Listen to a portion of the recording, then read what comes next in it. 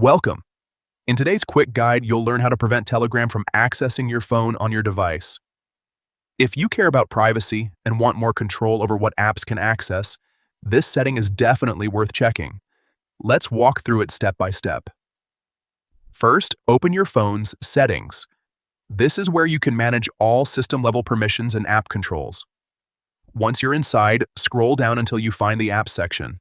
On some devices, it might be labeled as Apps, Notifications, or simply Applications. Next, tap on Apps to see the full list of installed apps on your phone. From here, scroll through the list or use the search bar to quickly find Telegram. Once you locate it, tap on Telegram to open its app settings. Now, look for the Permissions option and tap on it. This section shows everything Telegram is currently allowed to access on your device, such as storage, camera, microphone, and phone. To prevent Telegram from accessing your phone functionality, tap on Phone. You'll now see different permission options available for this feature. Select Don't Allow. This will immediately revoke Telegram's access to your phone-related data, such as call status and certain device identifiers. And that's it. You've successfully limited Telegram's access and improved your privacy settings in just a few simple steps.